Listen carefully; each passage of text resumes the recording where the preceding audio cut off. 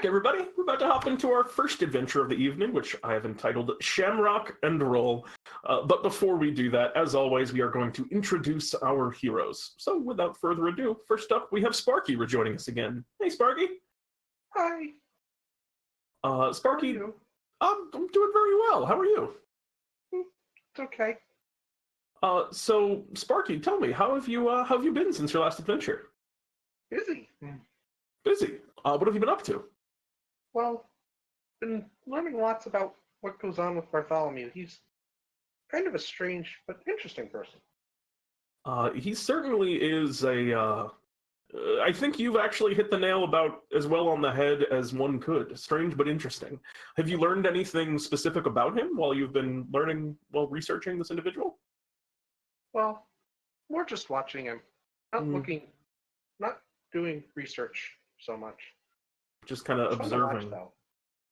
Watch, Is there a particular goal that you have in mind in observing Bartholomew? Are you trying to maybe learn how he does some of his magic, or what's the reason? Well, he's strange and interesting. I mean, fair enough. I suppose not everything needs a reason if it intrigues you. Anything else that you've been up to as of late, Sparky, or is that kind of about it? That's about it. Yeah, fair enough. Well, Sparky, in your time that you've been observing Bartholomew and kind of looking around the shop, it looks like you've gotten roped into another adventure since he's just been seeing you hanging around. And I wish you the best of luck in that regard today. Thank you. Of course. Next up, we have joining us this evening, Misra Delicard. Good evening, Misra. Evening. So, Misra, would you care to tell us a little bit about what you've been up to as of late? What's new with you? I finally found a place where no one's going to mess with me. Really? Where is this place? A certain flying fortress. Only problem is the owner is really a gold digging, skeeving, conniving pain in the butt. A real thorn in your side, huh, Misra? Yeah, she took all my money. Again. You seem to have terrible luck in this particular regard. I have terrible luck anyway since I've been here. I blame two idiots. Which two idiots? Just a bumbling wizard, and a lich that apparently has a hard-on for one another, and apparently just can't seem to understand the meaning of you don't mess with spells. You don't mess with summoning spells. Yeah. I mean, I can't. There's really no excuse for what they've done, but here you are, and as much as this is inconvenient for you, I mean, I'm very glad that I've had the opportunity to meet you as a result of their mistake and misuse of magical power. Good meeting you too, even though I'm still annoyed. And hopefully, regardless, you are able to find your way back where you would prefer to be someday. But for now, I'm glad you've at least found a place where you can have a little bit of peace. Only a little. A little is for the right amount of coin. Better than none, I suppose. But, you'll just have to get out there and earn more coin. Welcome back, Misra. It's good to see you again. Thank you. Next up, we have Sparkfang joining us this evening. Hello, Sparkfang. Hello. It's been a while since I've been here. Yes, it certainly has. Sparkfang, I know that you and I have not had the opportunity to play together yet. I don't know if did you go on an adventure last week? I was out sick for that one. Probably one of my other controller's characters was last week. Yes. Okay, so Sparkfang, this is your first official adventure in the lands of DnDTime. Second, if you don't first, if you don't include that debacle with Bartholomew's nightmares. Of course. So, in that case, Sparkfang, since we're re-meeting you a little bit here, would you care to tell us a little bit about yourself? What brings you to the lands of DnDTime? What your skill sets are? Things of that nature. Not much. I've been wandering around the lands of DnDTime. Figured I might as well get a job. Oh, fair enough. There is there are few better places for the adventurous sort to make a name for themselves and find gainful employment than Bartholomew's shop. What do you do, Sparkfang? What are your abilities? I'm a ranger. Oh, okay. Do you favor the bow? As I often think of bows when I think of rangers. What's your weapon of choice? Bows. I do have a short sword in case enemies get a little too close for comfort. Mm-hmm. But mostly you like to hang back. I like trying to aim for the enemy's eyes. That is, I mean, take away their vision, and there's not many enemies that are able to stand up to you. So it seems like a pretty sound strategy on most cases. Although some of the things that Bartholomew, I don't know if you've heard his reputation at all, some of the things that Bartholomew sends people out to fight are very strange and don't follow the conventions of things like eyes. His nightmares were weird. Very, very weird. Well, I hope that you find success in what I think will be at least a slightly tamer adventure than you first entered into his service with. I wish you the best of luck today, Sparkfang. Thank you. Excellent. And last but not least, we have another brand new adventurer here in the lands of DnDTime. We have Fred the Farmer joining us tonight. Hello, Fred.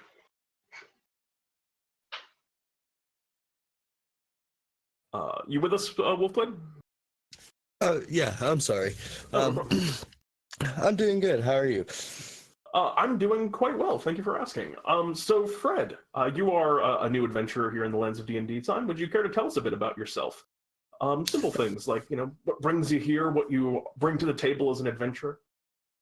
Well, you see there, I'm not much of an adventurer.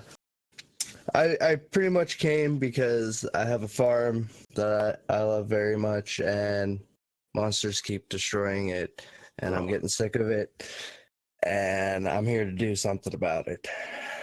Well, I'm certain that you will be afforded the opportunity to go and kind of retake some of your farmland here amongst the ranks of Bartholomew's adventuring troupe. Bartholomew is a powerful wizard. He's helped a lot of people, kind of reclaim their homes or improve them in the past. So maybe you can do the same for you. But you said you're not much of an adventuring type usually.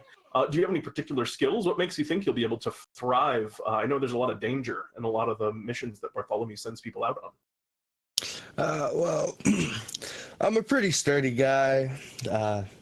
Been able to handle my own. Dealt with wild horses. Been kicked around a bit. Been able to handle it. Been able to stand my own. Well, I hope that continues to hold true as you set out into the adventuring fields today. Welcome to the lands of DnDTime, Fred. Thank you.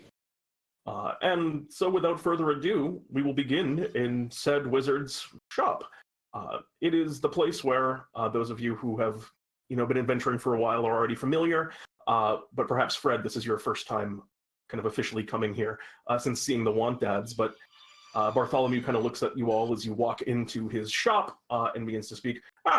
Greetings, adventurers. It is great that you were able to come today. I do have a request that was recently put in that I could use some help with. You are, I believe your name was Fred, yes? Yes. Welcome, Fred. I think that, well, it may be a bit different of an area than the more rural lands that you're used to. I need the four of you, actually, to go to the Feywild. Are you familiar with the place? I am not. All right. Well, the Feywild, it is a plane bordered to ours. It is a different realm of existence, of heightened emotion and color and music. In this case, there's a band there. They call themselves the Four-Leaf Clovers. I think they're satyrs or something. And they were having some issue. They have a concert. I'm not sure. Their lead singer, his name is Chance. I did not get a chance to Seems I've made a joke. Seems I've made a joke.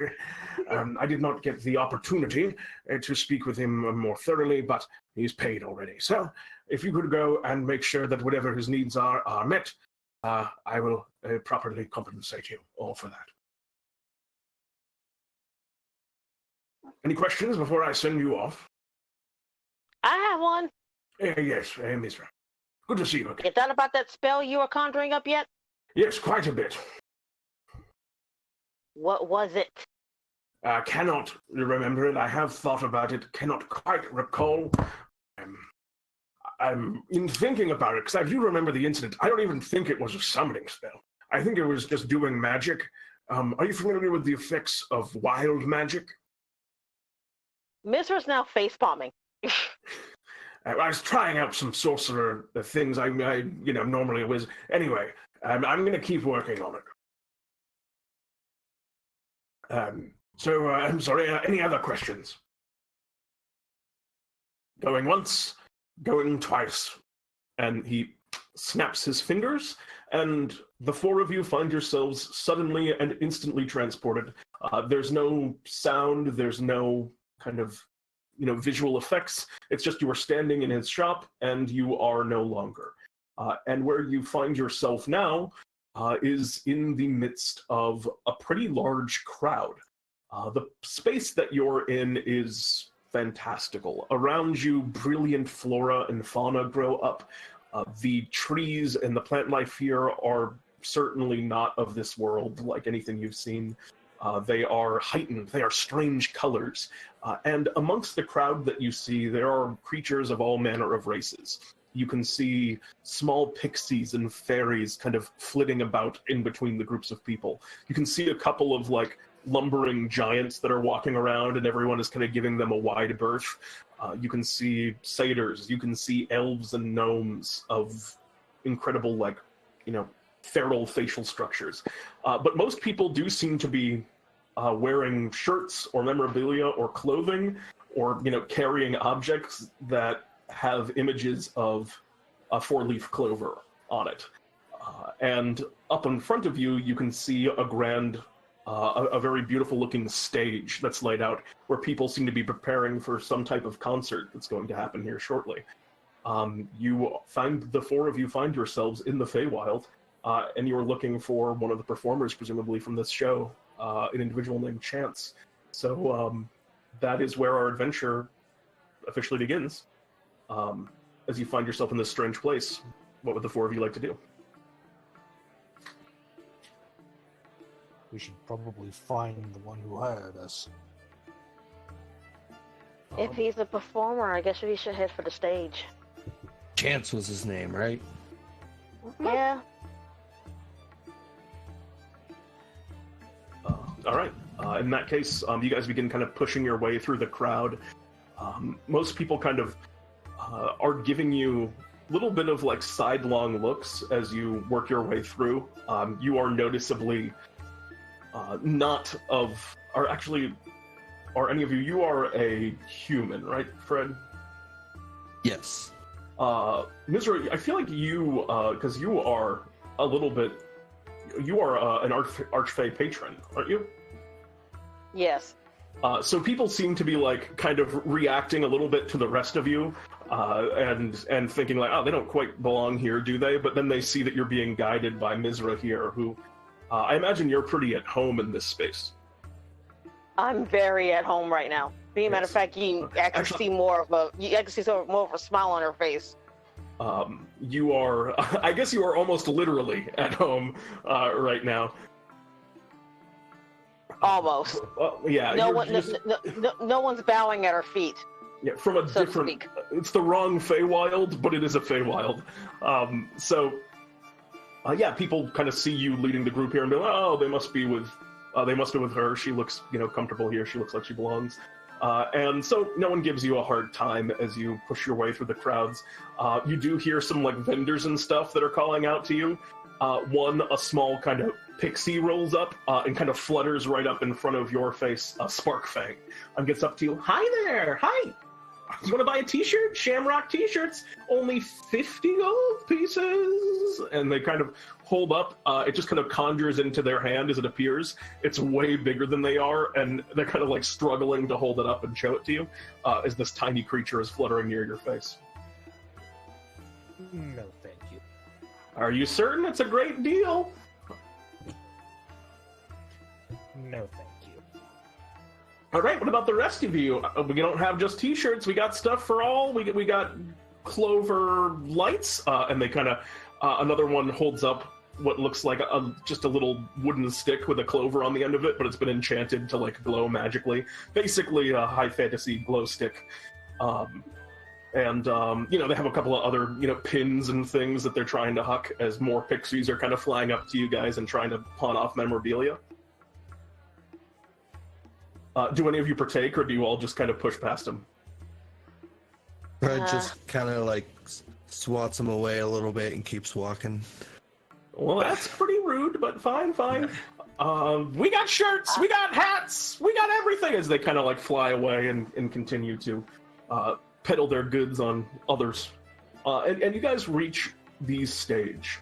As you get up to the edge, a very large individual. It looks like they might be, they're not a minotaur, but it looks like they might have had a minotaur somewhere in their ancestry. There's like kind of like the beginning of some horns, a very wide-faced, and they are like 8 feet tall as they're standing kind of over by in all black, acting like they're kind of working security on this particular event, standing in front of the stage as they get closer. As the four of you get closer, they look up at you. Excuse me, that's about as far as you can go. We're here on business. Bartholomew sent us. We're looking for Chance. Your name's Bartholomew? I said Bartholomew sent us. We're the adventurers. You know, the that stupid Chet cranky wizard. hired. All right, well, what are your names? Are you on the list?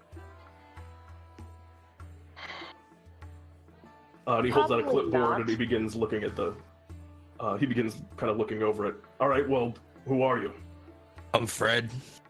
We got one Fred T. Farmer. Yeah. All right. Yeah, you're good. Go on ahead in. Rest of you? I'm Sparky.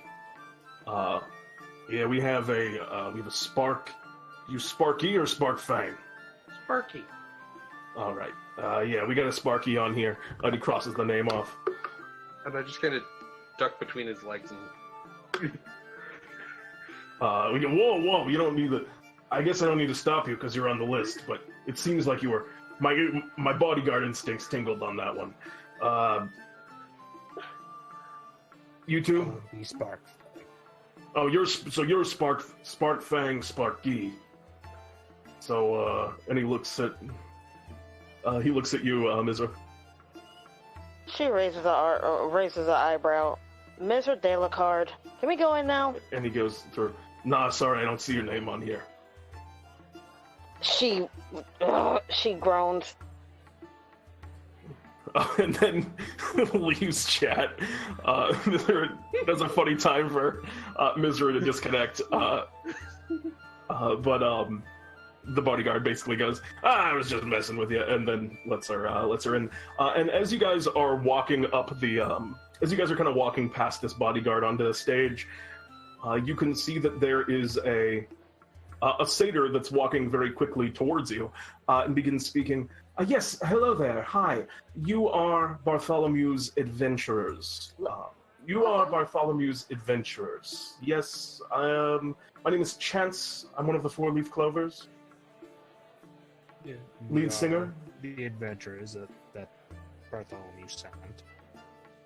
Great. Let's get this out of the way. And Chance just kind of like reaches into their, kind of like a pocket on the inside of the jacket that they're wearing, and they pull out 4 what looks like paintings of themselves, very small, like 8x10 paintings of themselves, and begin kind of signing all of them. I'm sure you'll all want one of these. So we'll get this done now so we can get down to business. And he hands each of you an autographed picture of himself. So Fred looks at it and just puts it in his bag. not going to be rude, but probably doesn't care. Also, Misra, the guy was just messing with you. You get in. Oh. So you're there as well. So he looks at you. We have our tour end concert here. It's the this is the Shamrock tour. So of course we decided to end our tour here in the Shamrock Hills. And he kind of gestures around, and now that you're on the stage and have a little bit of a better viewpoint, you can see that the landscape, you're perched on a hill, but all around you it just seems to be fields of rolling green. And looking a little bit closer at the ground, like where there's some green area around you, it looks like it's just all clovers here, all shamrocks, 3 leaves. He kind of looks at the rest of you and goes, "We're going on in 1 hour's time, but I can't find the rest of the 4-leaf clovers. It's not surprising for Lucky. They're always, they're always here at the last minute. They're probably out gallivanting in the crowd somewhere. But the fact that Fortune and Fate aren't here, they're usually here long before the show starts. And I'm, frankly, getting a bit nervous that we're not going to be able to start on time. These people paid good gold to get tickets to this event. So I need the 4 of you to go and find my other band members. Like I said, Lucky's probably somewhere out there gallivanting. It might be a good place to start, but the other 2 are usually quite punctual, professionals to the end, so I don't know why they wouldn't be here. I have too much to do here to get ready in order to look for them, and so does most of the crew." Do you know where they might be? As far as Fortune and Fate go, I do not. Like I said, Lucky is probably out somewhere, frankly, drinking and carousing, if I had to guess. And the individual you're talking to now is a satyr, for the record. I don't know if I mentioned that. He has the kind of the legs, the cloven hooves, 2 small horns, and as he's kind of gesturing, and if you were wondering, they are satyrs like myself. There aren't too many here, I don't think, so they may stand out in that regard.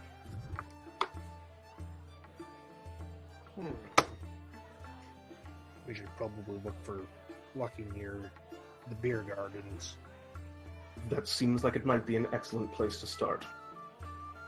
And like I said, 1 hour.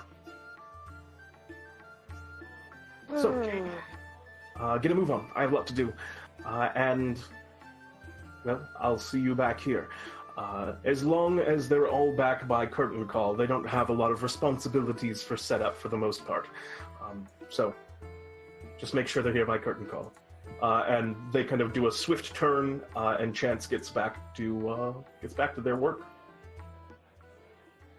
And the 4 of you now just kind of stand on the stage. What would you all like to do? Alright, well, let's head to the beer gardens, find Lucky. Maybe he'll have an idea of where the others are. If we're lucky. Knowing my luck, that so ain't gonna from happen. the stage, do we see beer gardens and or gatherings of what look to be satyrs from this distance? Go ahead and make a perception check. 11? Yeah, so you have the height advantage of the stage, and you look around and take in your surroundings.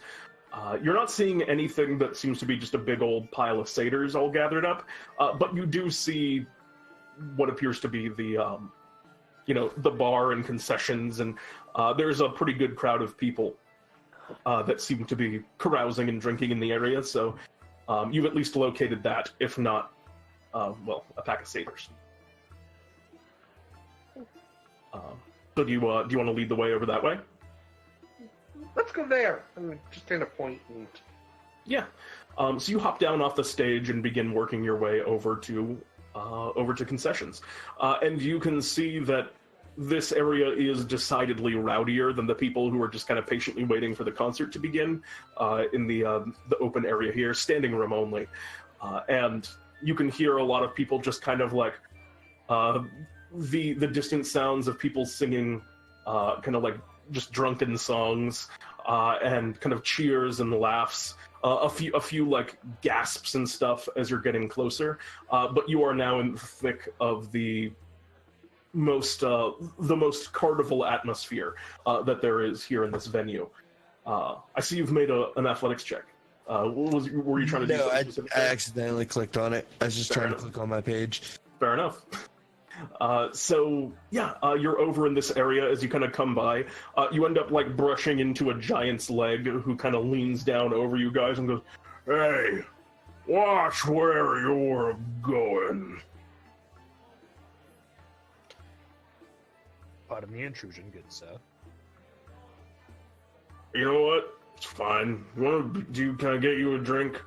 I got a little bit carried away there, but it's okay. I can get you anything. We have wine, fairy wine, satyr wine. We have all of it. I don't have any of it. The bar does. I'm just talking. Nice to meet you. And he kind of puts out a big giant hand, which he kind of like, as he does, he leans forward and his own weight seems to put him down. And he's about to fall over, but manages to pick himself back up. So anyway, hi. Hi, I'll take some of that fairy wine. And by any chance, have you seen Lucky? Oh, dude, Lucky. He's one of the best drummers I've ever seen. He was over. You mean like recently? Yeah, he was over there. Also, why did you left chat again? Because he was over there before. There's a bunch of people. They love him. They're all there like, Lucky! And I was like, yeah, Lucky! And he waved at me. It was crazy. Did you say you want fairy wine? You guys want fairy wine? 5 fairy wines! And he yells over, and you just see him throw a purse of gold over towards the bartender, who they appear to just have like, they're a very strange creature. They appear to have like 5 arms, and they just reach out and grab a bunch of different glasses and pour them all at once, and then place them down onto the bar as they cast kind of a glance at the giant slightly disapprovingly. But there are fairy wines poured for all of you if you would like them. Yes. Thank you. Thank you. Anyway. Just taking a glass. Anyway, he was riding on a bunch of people. He was like a people tower. Which way they go? And he points off, kind of arm swaying a bit, but generally over to the right. They went over into the tents. And he points it, and there are a whole bunch of tents over that way. You can see there's a lot of people here that seem to be like camped out and spending time in the region while they're waiting. Yeah, he kind of points over to the tents. Fred grabs his glass, says, "Thank you, good sir." Like holds it up to like cheers to him. All right, yeah, he kind of holds it and toasts to you. Then Fred like slams it back, sets it back on the table, heads for the tents. It is very strong, but also very sweet. And as you're kind of walking, like you start to notice, like you hiccup and a bubble comes out. It's definitely not an alcohol that you're used to. I need to take some of this back to the farm. But you, you guys kind of step off over towards the tents, and as you arrive, you can kind of see within. There is what is unmistakably, as you're walking around, like a very large congregation of people that seem to be gathering around one particular tent, and you can hear kind of coming from that tent, 78, 79, 80, and they're just kind of counting up, and every time they go up another number, people are kind of like cheering and getting more sort of animated. I wonder what they're doing. There's a lot of sound coming from this tent, but it looks pretty small. It looks like kind of a regular-sized tent. As probably the tallest member of the group at 8 foot tall, what do I see? I mean, you see a tent that's about 5 feet tall. You'd have to crawl into it.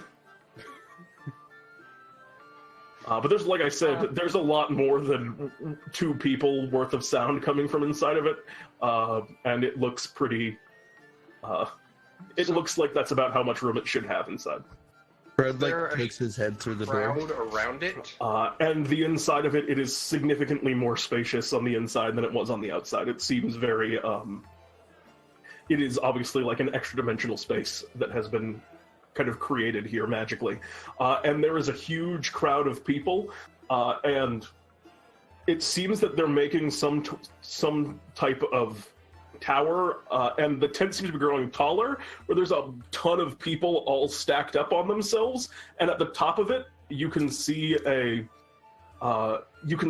there's a satyr with like 2 drinks in their hands that are kind of like swaying back and forth as they're creating a tower of people on the inside of this thing, and they keep adding another person to the bottom and lifting it up of like larger and larger individuals, and each time they add a new person, they're counting up, and everyone seems to be having a lot of fun with this. Fred kind of takes his head out from the tent door and like looks at the tent and then puts his head back in. It's like, oh, one of them magic tents. Walks in.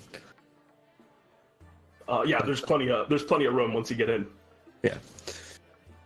Sparky Okay, will boy. duck down through the hole, through the door. Yeah, you crawl in and then find yourself a lot more comfortable once you get in. As soon as you do, an elf kind of looks over and says, "Oh, wonderful that you are here. We need more big ones on the bottom." And kind of they point over to the tower and they go, "We got a live one!" And they push you over towards the people tower. Oh dear. I I guess I'm going to push my way in. All right, yeah, you come into the space now too. It's circus tent sized as you walk in, and up at the top of it, the satyr at the top goes, kind of calls out as they add another one, 83, and he kind of puts back a kind of his drink sloshes out to the side, and he just takes the glass and smashes it on the ground and just calls out, "I am a god!" And everyone kind of cheers, and you hear a few people go, "We love you, Lucky!"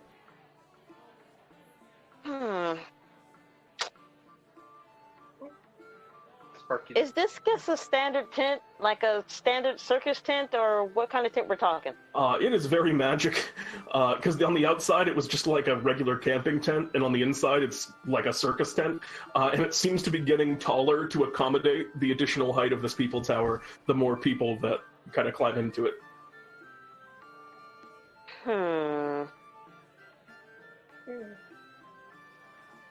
Sparky peeks in through the tent flap, and depending on how the tent flap works, probably just like standing normally is right about the top of the tent flap. Wait, say again?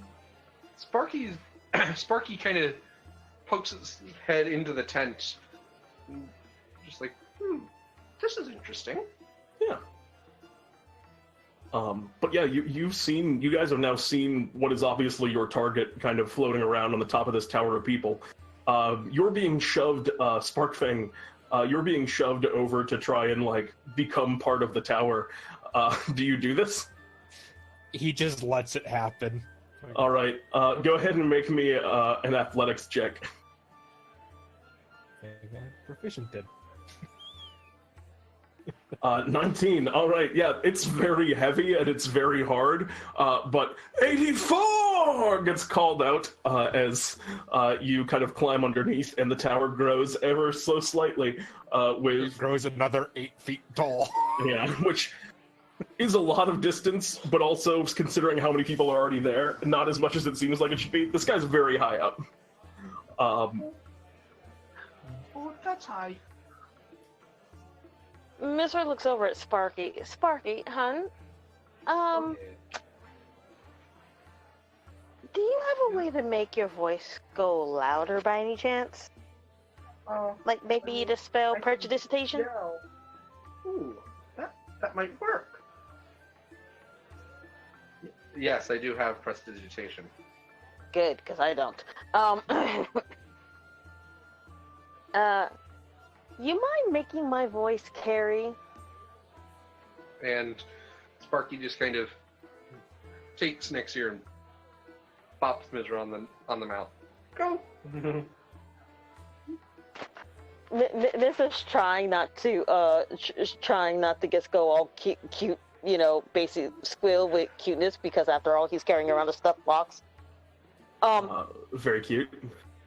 Anywho, Misra basically shouts out, "Hey, Lucky, you're wanted on the stage, and there's a mountain, and there's a bunch of really pretty ladies over there waiting for you." You could already hear him halfway into. You could already hear him halfway into. Gods have no need for. And then he stops as you finish your sentence, and then make a persuasion check with advantage, I think, in this time. Also have some guidance too. Oh, nice. 16. Roll an extra d4 for the guidance on top of that. Okay.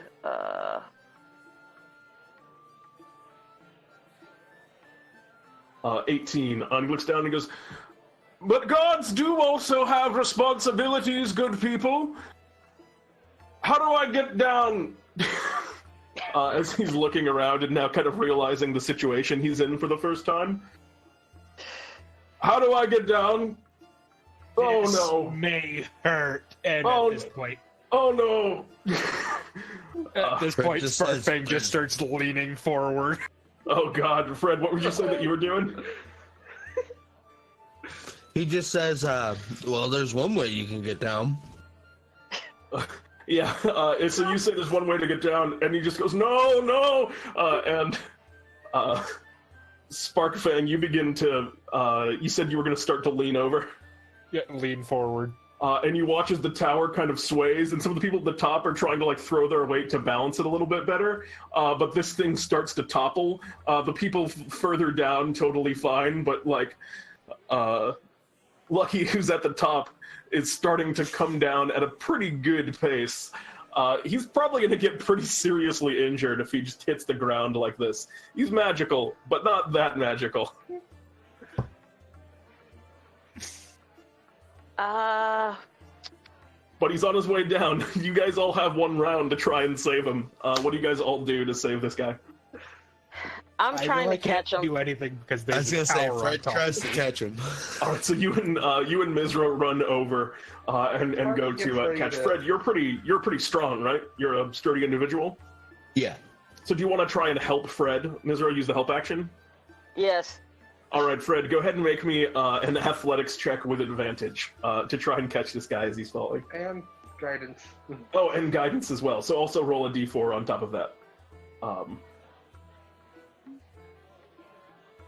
So that's going to be a 16 total. So as you kind of reach up and the tower falls over, this satyr kind of just begins towering over towards you. There's a lot of people that I guess are less important that you don't catch that like hit the ground. Some of them are like fey spirits and like elves and stuff that just kind of like lightly touch down floating.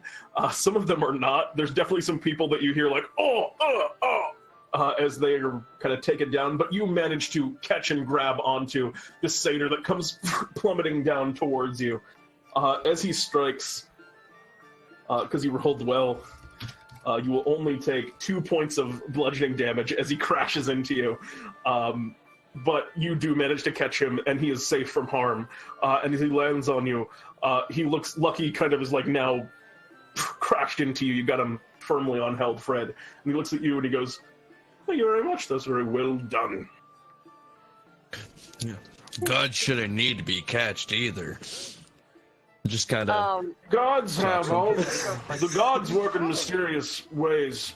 Why am I going back? Oh yes, you said there were girls and revelry to be had. Is this chance? Did chance send you? No, No. Chance didn't send us. No, not at all. Usually it'll send Fate or Fortune. I'm surprised you didn't send one of them to get me. But it's fine. I'm off to drum like there's no tomorrow. Before you leave, we are looking for Fate and Fortune. Have you by any chance seen them? Well, Fate was going to... we'll tune all the instruments beforehand. They play the mega bass, so it takes a while to tune. So they might be just in our trailer. I don't know if... check there, but you might want to look in the trailer. Well, not our trailer, the sound trailer. All right, Sparky. Where's that? It's behind the stage over, and he kind of, tells you where it is. Thank you. We greatly Alright. appreciate it. Have fun with your pretty girls. I will bring the rhythm like no one ever has, and those pretty girls will swoon. Lucky. Straight Goodbye. to the stage. No Right to more the towers. No more wine. To the stage.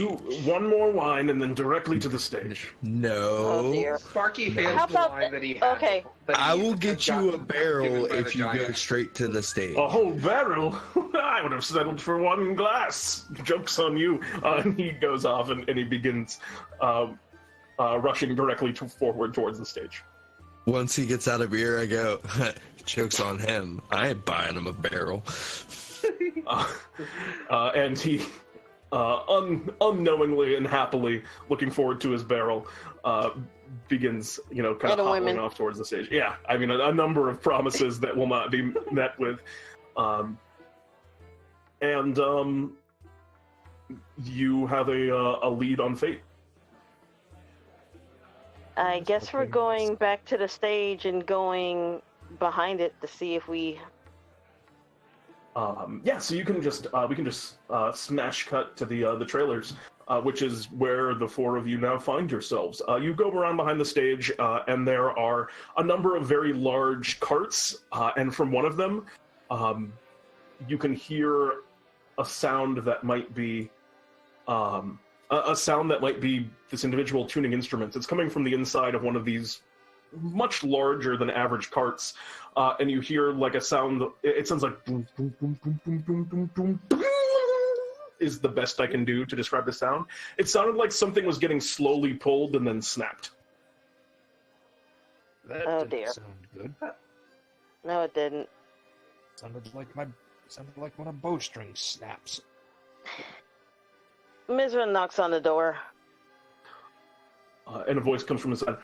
Busy. You're wanted on stage, sir. And kind of a door opens up very quickly, and you can see another satyr, a very long beard on this one, horns that are kind of also longer and more curled back, and they look at you and they go, well, you can tell them that I'll be there when I'm ready. Chance sent us. He wants you on stage. Well, tell Chance that if I can't get my instrument Do you working, need help? then we're not going to even go on stage at all. Do you know how to tune a mega bass? I no, but I can try if you. I can do things if you tell me to. And he kind of without saying another word, he just kind of like turns around and walks in, leaving the door open for presumably you to follow. And Sparky just kind of trots in. Inside, you can see all manner of strange instruments in the space. There are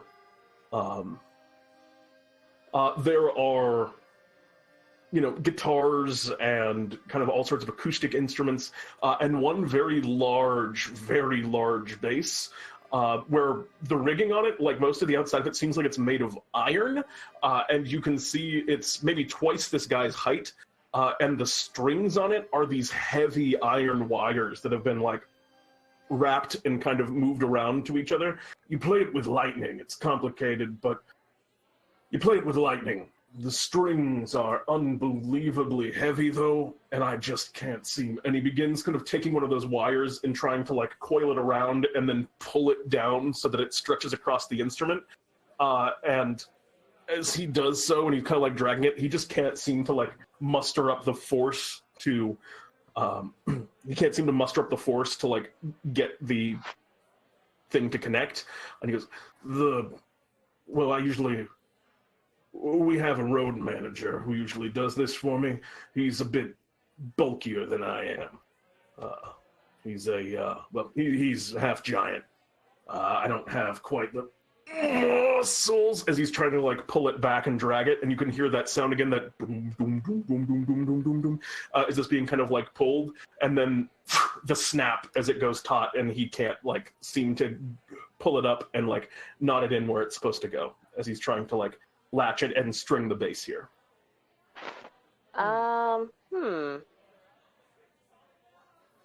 Mind if I give it a try? If you don't mind bringing it a little closer to the door. You think you got the muscles for that? I might. I do have a 60-pound draw weight bow. All right, and he brings it over to the door. Sparkfang will try to string it.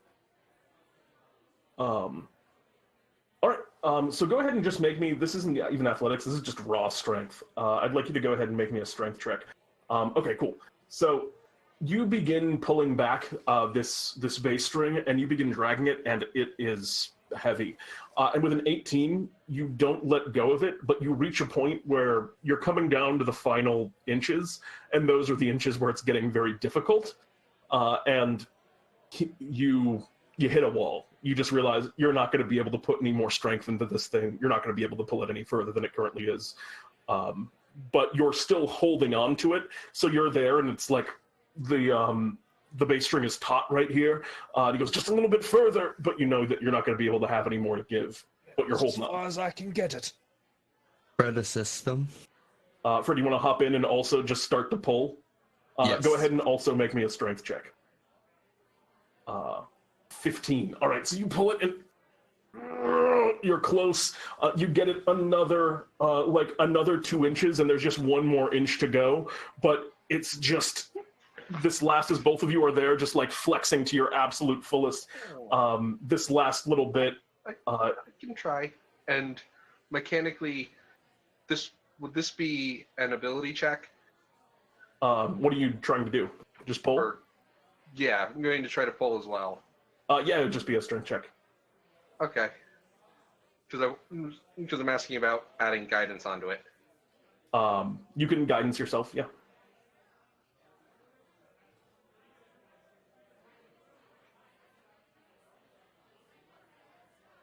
Roll that guidance.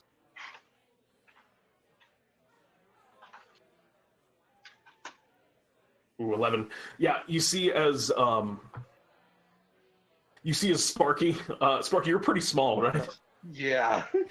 This tiny form goes up and also begins pulling up, and it's kind of like, it's sort of like, you know, the little kid in Tug of War where his legs are just off the ground, and he's not quite he's not quite adding any extra distance to it.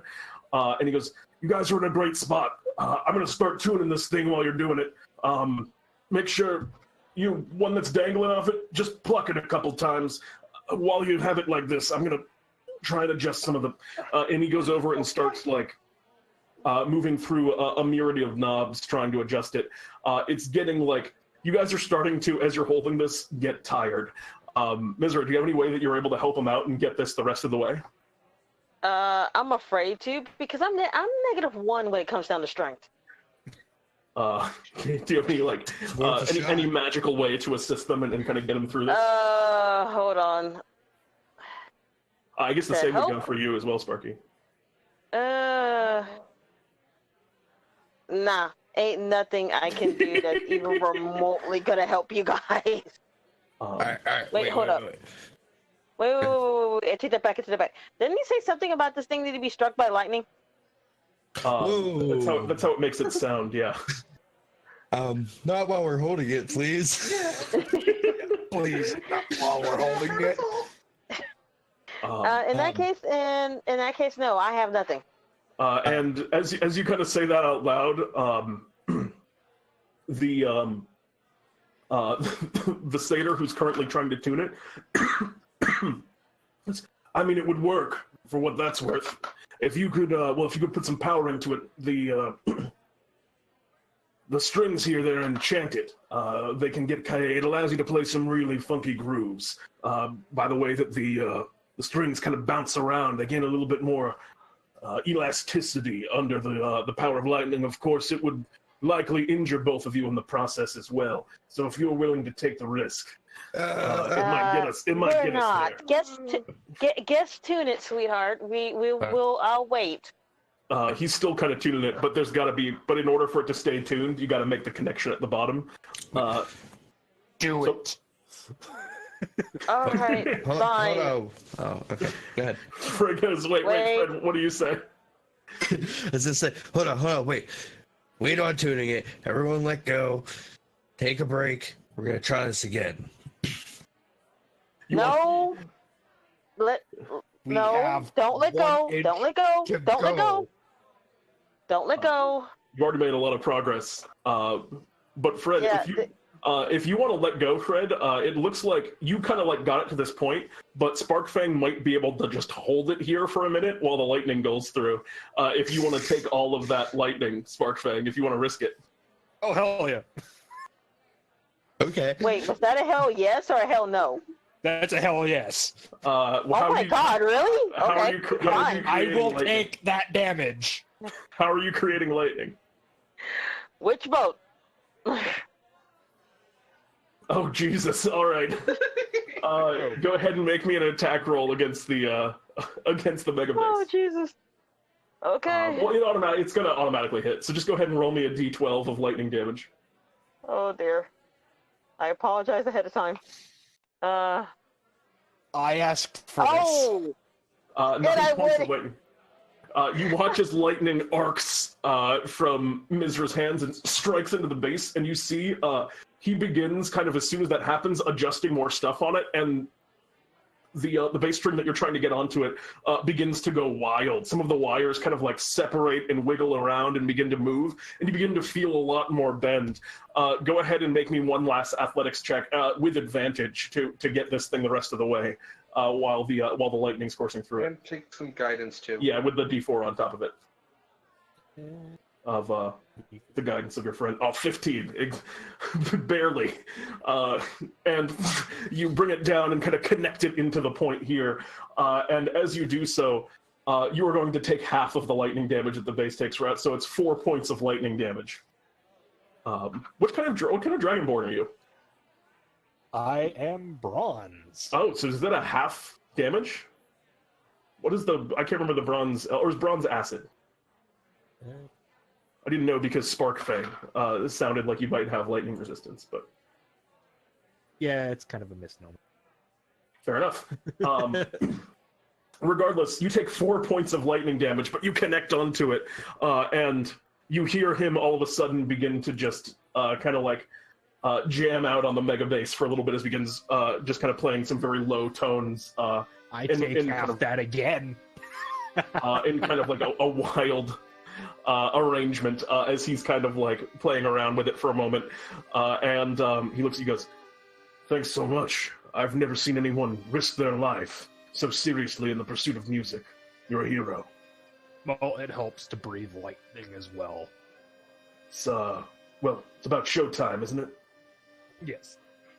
And he kind of like... Do you know where the last of your group is? Lucky? Well, he's always out partying. We found him. You mean Fortune's missing? Yes. Yeah. They're never late. Consummate professional Fortune is. They told me that they were going to go and, they wanted to fetch some more of the larger four-leaf clovers from the Clover Hills to try and decorate the stage before the show. I'm surprised they're not back yet, though. They said they'd be back, frankly, hours ago. How far is that? And just kind of points over beyond the hills. I don't think he went too far. The Clover Hills end and it moves back into forest, but most of the largest clovers are on the far side of the hills. It's maybe only a 10-minute walk away. Oh, phew. We better hurry. Yeah, it's almost showtime. I gotta get my instruments onto the stage. Best of luck. You're going to look for fortune? Thank you. I can't thank you enough. What are you guys, fans? Do you want autographs? We're No. Bartholomew's Just fired adventurers. We already got autographs. Thanks, though. Oh, okay.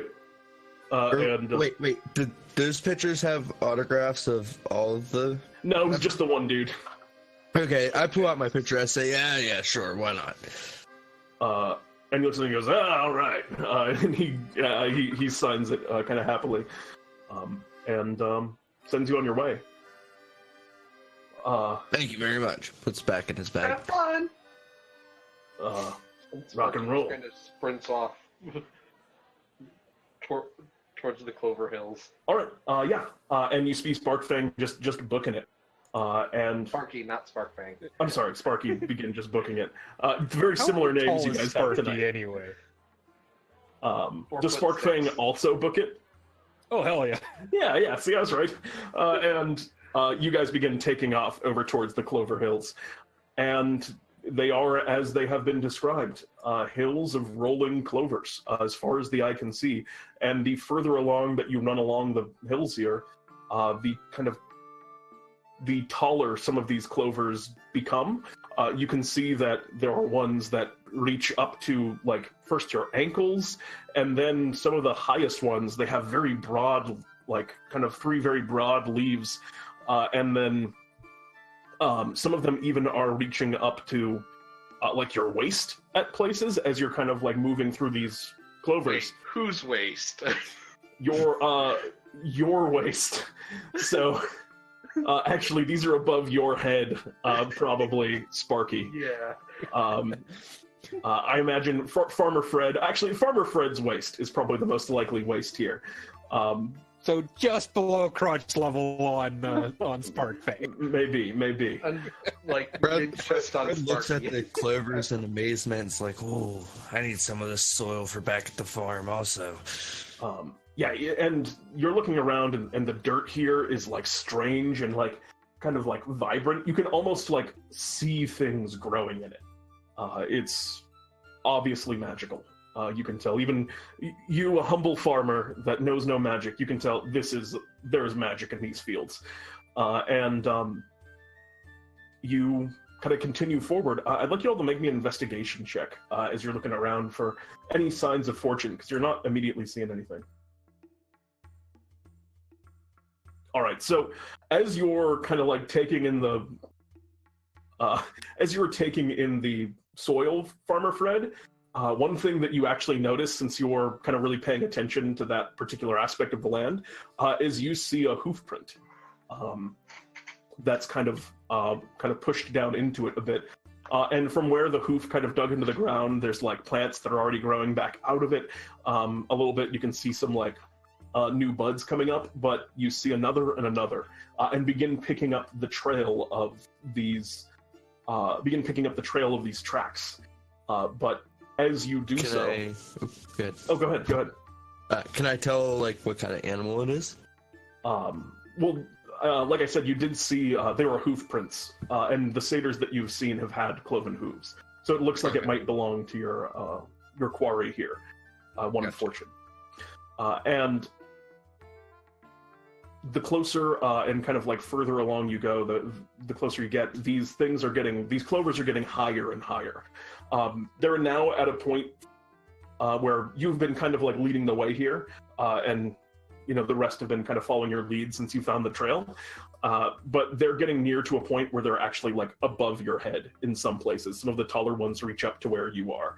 These massive clovers with the kind of central stems are maybe as thick as like a baseball bat, and then they lead up to clovers that are big and around as large as like 5 feet at the kind of top of them, so that you're kind of having to like push them aside and move your way over towards the Clover Hills, which is as you move your way through the Clover Hills here.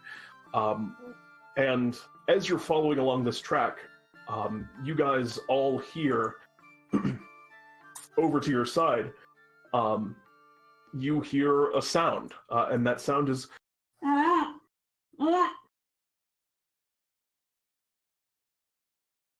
What was that? That sounds like someone in trouble. Sparky wonders Sparkfang what he will sees head towards from the sound. underneath. Sparky wonders how much he sees because he's very much underneath any of these clovers at this point. That is a great point. And you're in a unique position to make a perception check here. 15. You kind of hear this, and everyone else is kind of looking around, but there's just too many clovers blocking your vision, save for you with your much smaller stature, Sparky.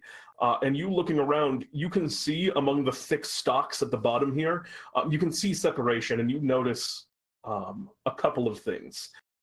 You notice one, what appears to be Fortune. They are kind of laying on the ground, but their body seems to be like almost wrapped up in one of these very huge four-leaf clovers, as they're kind of tied, and in their mouth is one of the stems that seems to be like kind of binding them and keeping them from speaking. And the things that they're wrapped up in, the clovers that are kind of like covering around them, almost like a blanket, some of the actual pieces of clover that are wrapped there. It seems to be like growing up out of the ground. Like these are just clover. They're like he somehow got tangled up in like a growing clover here. Oh dear. And then with a 15, another thing that you notice is what looks like some of the plants and the kind of the clovers around you are beginning to move. The rest of you are at eye level with all these things, except for perhaps Sparkfang, who's a touch above them, but regardless, you guys are just kind of like blinded by the dense, massive clover leaves that are all around you at the moment. And so you're the only one with this information right now, Sparky.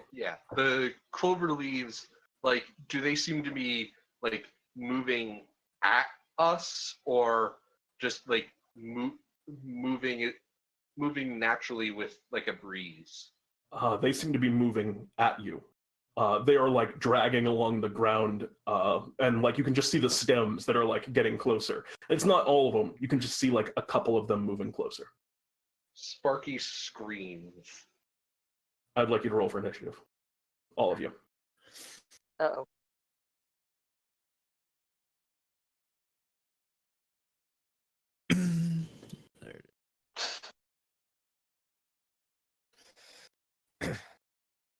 Yeah, Pete, I need like 30 seconds if that's okay.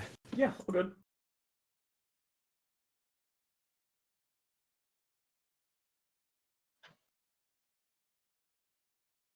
Let me know when you are back. Anyway, the first to act in this instance is actually going to be you, Sparky, which is fitting. So Sparky, you kind of shout, and you see these things getting closer. The rest of you, as you kind of see, Sparky, do you say anything else to kind of guide your allies here? The plants are moving! And as you kind of hear these words, the rest of you turn your attention and gaze over in the direction, and you can see, like, rustling at the top of the leaves, there is something approaching. What would you like to do, Sparky?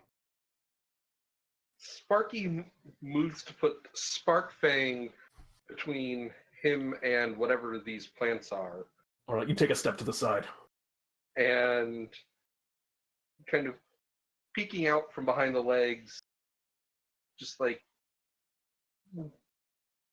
points, and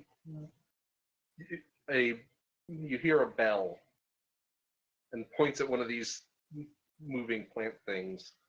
All right, they're going to make a wisdom saving throw, which there's a few of them that are moving. A couple of them seem small. Whichever one seems biggest. All right, sure. From the stem. All right, so they're going to make a wisdom saving throw. They succeed, actually, against all odds. Is there anything else you would like to do on your turn?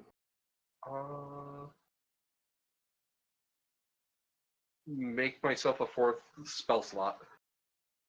Okay. In that case, we're going to move next in initiative to Sparkfang. What would you like to do, Sparkfang?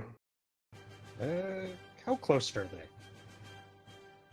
They are, you can just see like the moving and the shuffling. It's almost tough to make out where they are because they have the natural camouflage of all the other ones around them. But by your estimate, where the moving is coming from is about 20 feet out. Okay.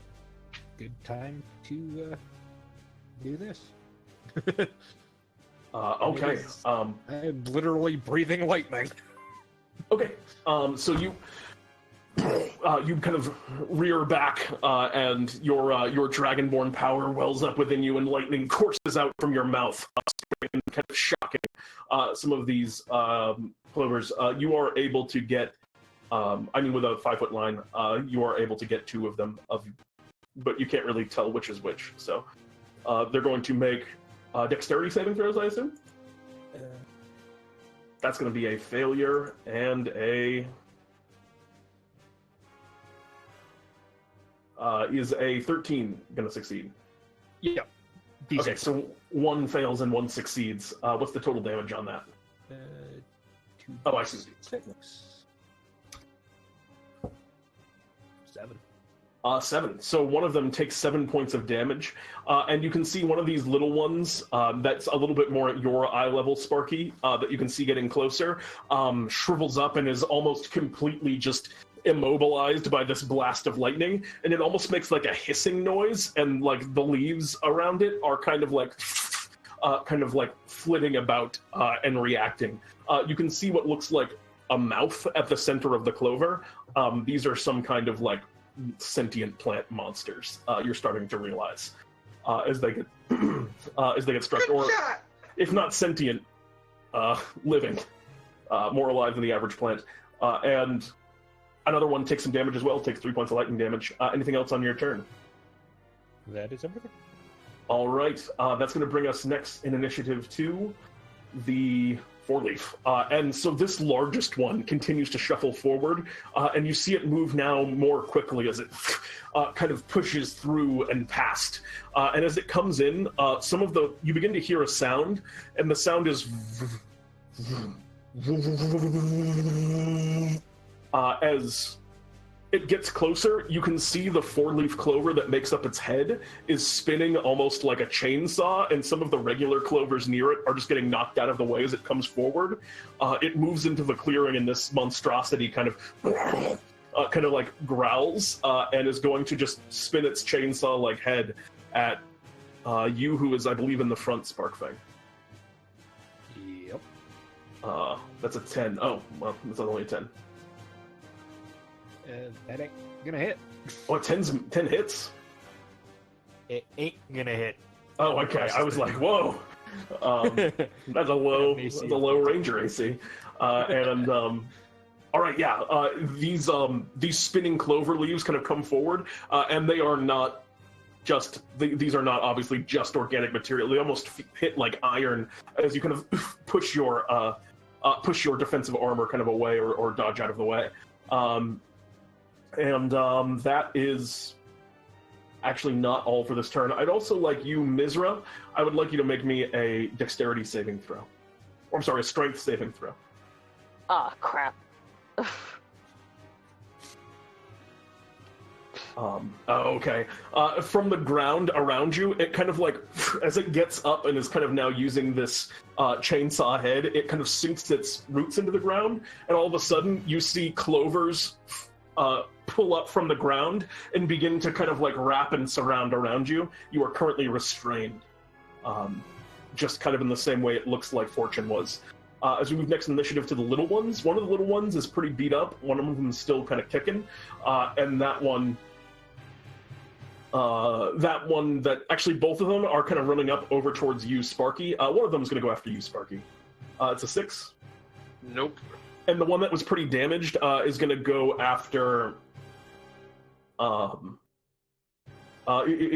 Fred. Fred, you back with us? Yep. That's a 22 to hit, actually, as this tiny little, as this, like, not tiny, but small shamrock comes up, in the same way that the larger one's blade was spinning, this one's blade kind of spins and hacks at you a little bit for 3 points of damage. I assume 22 was enough to hit your AC. Oh, yeah. Yeah. And that's all for the foe turns as we move next to Misra. What would you like to do, Misra? I'm currently bound, right? You are currently restrained, yes. You can still, like, cast spells. If you make an attack roll, it's just at disadvantage. Eeny, meeny, miny, mo.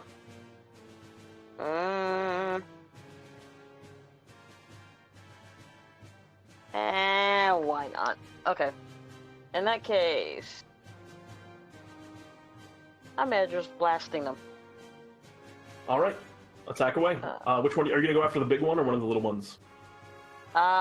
Who's closer, the big one or the little one? The big one. Actually, they're all kind of equidistant. Okay. In that case, I'll go for the big one. I'll go for the big one. Okay. What were we? You have disadvantage because you're restrained. But... So 1, 2. that was a D10, not a D20. What? Yeah, but you said disadvantage. Yeah, roll to hit. Oh, well, in that case, So yeah, just give me the 2D20 and we'll add here. Oh, okay, that's right. Duh. Everyone does it sometimes. All right, so 15 or 10. What's your to hit? Your bonus? My bonus is 5. So 15 will hit. Go ahead and roll damage on that. So now D10. Right. 10 maximum. Nice. Your Eldritch Blast. You're kind of being pulled and restrained by the vines, but you manage to get across an Eldritch Blast, which crashes into this thing. For a second, the whirring blades on it slow down, but it manages to pick itself back up as it continues whirring. Anything else on your turn? Nope. All right, that's going to bring us next to Fred the Farmer. Fred, what would you like to do? Fred's gonna pull out his woodcutting axe. Excellent. He's gonna hit the clover that hit him. Okay, the smaller one on the ground. Mm-hmm. Excellent. Go ahead and make me... Oh, there it is. 14 is going to hit. Okay, so... Just click the name within the box. Yeah, you want to click wood cutting. Great. Okay, and then it's +3, so 9. 9. Nice. For future reference, if you just click the word wood cutting axe where it popped up in chat, it'll just roll the damage for you with all your bonuses added to it. Okay. If you want to try it, but so 6 damage, maximum damage, and then the additional 3 you said? Yeah. So 9 points of damage. You bring it down. This one already took a little bit of lightning damage from Sparkfang earlier. As you cut it down, you cleave this thing in twain. It kind of hisses a little bit as it's split, and the 3 leaves on these smaller ones kind of drift off and fall down to the ground. You have defeated one foe. Is there anything else on your turn? Nope. Well. All right. Excellent. That's going to bring us next in initiative to the top, which was Sparky. What would you like to do, Sparky? I think I'm gonna try to get the big one again. All right. Going to make a Wisdom saving throw once more. Oh, he's getting lucky. Yeah, unfortunately, no success. You begin ringing the bell, and this thing is just not seeming to be paying enough attention. It's too focused forward, and it succeeds. Anything else on your turns? Nope. All right, that's going to bring us to Sparkfang. What do you want to do, Sparkfang?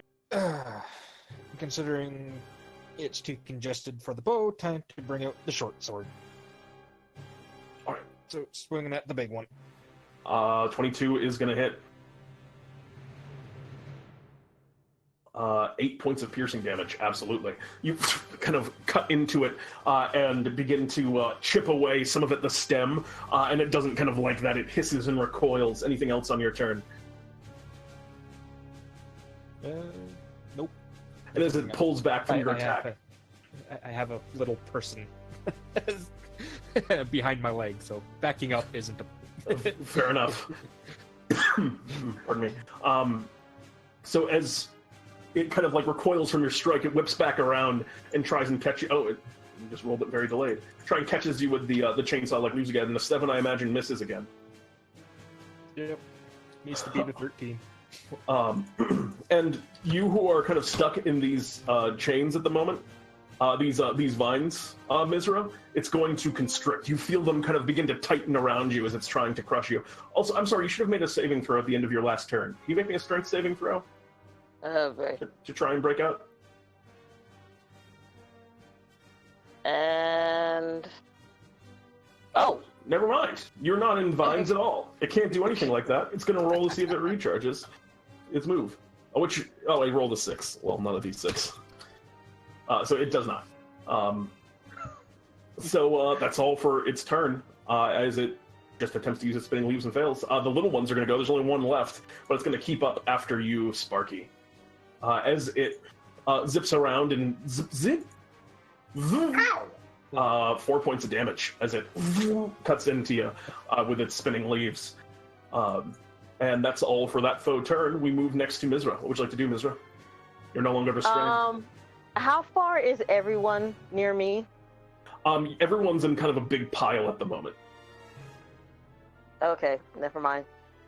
I was going to do something, but that would end up damaging my, If you want to use an cohorts. area of effect, you could get just the big guy in it if you wanted to do that. Okay, Yeah, if it's in a that lightning case... effect, I take like quarter damage. Or half damage. No. So you could hit just the big guy if you wanted to do that, but otherwise, you would hit No, more in that number. case, I'm gonna do it. I'm still gonna do it because we're dealing with a plant-based monster. So, create bonfire. Okay, they're gonna make a dexterity saving throw. Yep. All right. And why are you not showing? Oh, maybe if I hit the right button. Okay, there. Dexterity is not necessarily their strong suit. Flames lick out from underneath them. Go ahead and roll double damage on that. They're vulnerable to fire damage. Nice. Okay, so that's 2d8, right? That's correct. Nice. So 11 points. Actually, technically, it should have been 1d. Actually, it should be 16 because you just double the damage. You don't roll it like a crit. So it's 16. It's even more. So fire roars up from underneath, and this thing begins to let out this like terrible wail as fire kind of licks up, and the spinning blades are now like wreathed in flame. So they're somehow like more terrifying, but this thing also doesn't seem like it has very long left for this world, as it takes a ton of damage in that strike. It's pretty heavily wounded, but now those spinning blades are also kind of terrifying looking. They might do some extra fire damage as it burns alive. That's going to bring us next in initiative to... I'm sorry, did you have anything else on your turn, Misra? Nope. That's going to bring us next in initiative to Fred, the farmer. What would you like to do?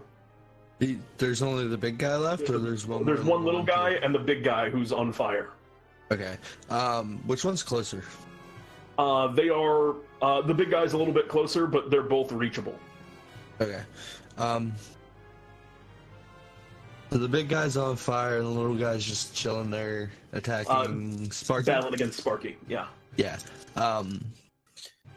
Brad looks over at the little one and he says, "Come here, you." And then he walks over and he swings on it. Yeah, swing away. Ooh, baby! Critical strike. Go ahead and roll me that critical damage. Just click woodcutting axe where it popped up in chat. Under the one that crit, and it'll give you the extra crit damage on it. So there it goes. Okay. So 8 points of damage with your strike as it whips and kind of cuts through. You shred this thing. Actually, 8 is exactly what you need. You shred through it and end this Shamrock's life in a single swing. As it kind of also kind of fizzles down to the ground, the little leaves fall. The leaves fall away, and now only one foe remains. Is there anything else on your turn? I'm gonna do a second wind. Okay, good idea. Go ahead and roll me a d10 plus 1. So 4 points of health that you regain as you take a moment to second wind. One foe remains as we move to the top of the initiative. That's you, Sparky. What do you want to do, Sparky? here I go. And I point next here at the four-leaf clover, and instead of a bell, a bolt of strange light shoots out. Ooh, 24 is going to hit. What type of damage? Let me just remind myself what the 1 and 7 are.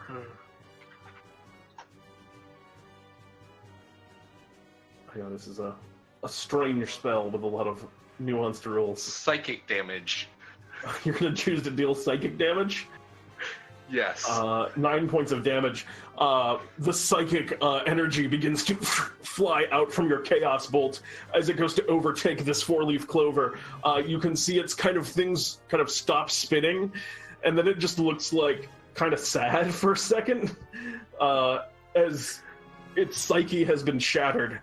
And then the flames kind of lick up, and while it's just kind of standing there stunned from your psychic blast, it burns alive and fades. As you That's have, what you get for being a meanie. as you have finished off the boss four-leaf clover here, who can get a lot of big hits.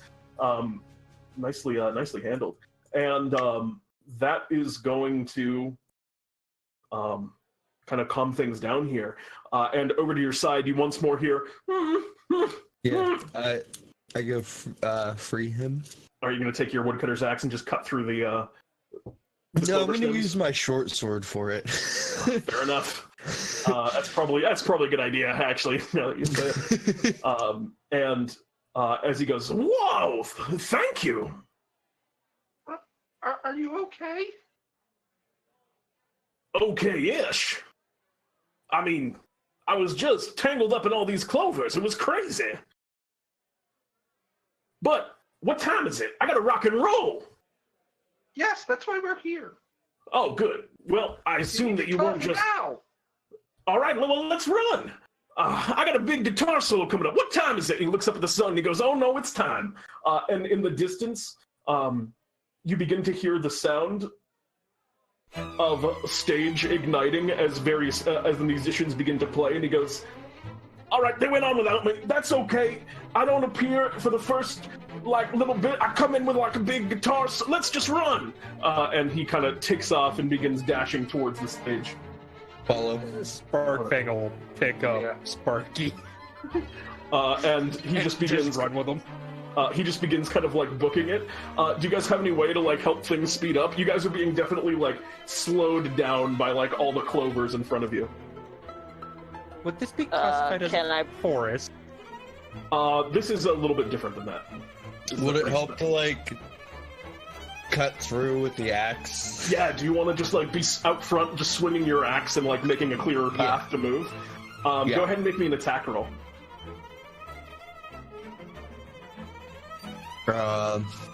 19. Like a lawnmower. You're just in the front. The axe swings back and forth. The clovers fall. Your pace is quickened, and you guys are making really good time back towards this. Oh my God, you put Longstrider on Fortune. On all of us. Oh shit. At least those who matter. All right. Yes. Mostly one- the satyr. You get one on Fortune, you get one maybe on the lawnmower as well, as the two of them kind of forge ahead, and you manage to make a path, and he gets up to the stage, and in this moment, you kind of see him run up onto the stage as you guys kind of work your way back, and the music kind of builds, and you just see him kind of crash onto the stage and just call out, "Are you ready to rock?" And a whole bunch of people kind of cheers. He seems to be one of the more energetic ones maybe of this band, and he kind of comes out and the crowd roars to life as he begins to play with the band. And with that, you have successfully found all 3 band members of the Four-Leaf Clovers and successfully completed this adventure. The concert kind of goes off without a hitch, and kind of during intermission, you see as Chance kind of comes back over to you. "You all did wonderfully there.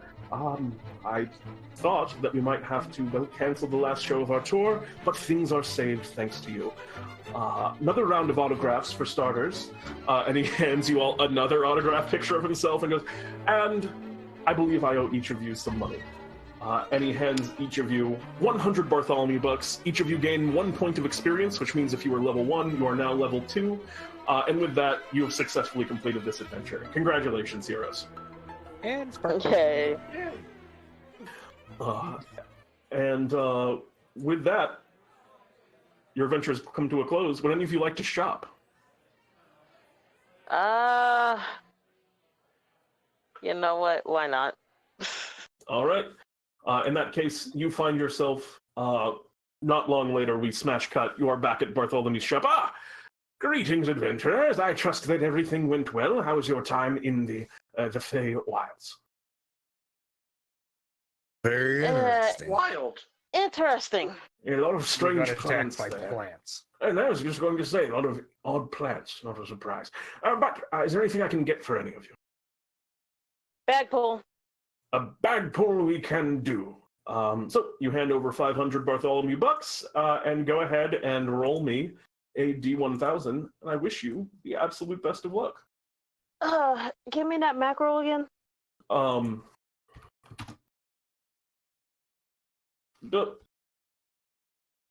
That without the period.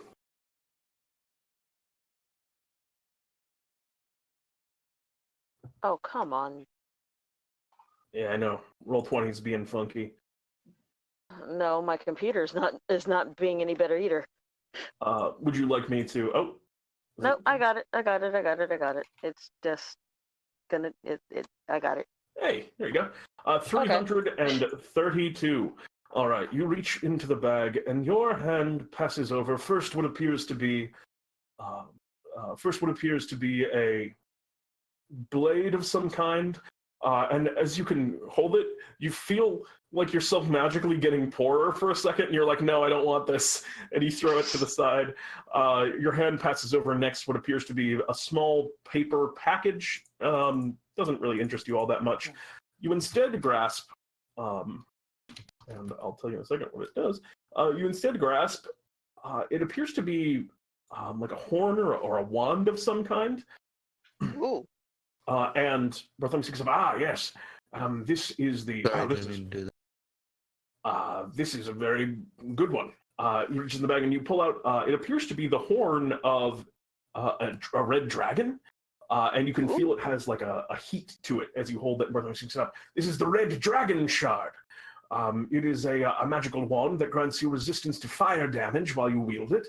And additionally, you'll deal another 1d6 fire damage on any spell attacks you make wielding it. And it doesn't say on it that it requires attunement, but it should. So it also requires it. And what you have there is the red dragon shard. So your Eldritch Blasts will do an extra 1d6 fire damage. That's really good. That's very good. Yeah, I'm happy with that. That's fine. Thank you. Not a problem. Can I get anything for anyone else? Not at this time. I'm good. And hearing no more, that's going to do it for our first adventure tonight. Thanks all for watching, everyone, and we'll be back shortly with Adventure 2. See you all soon.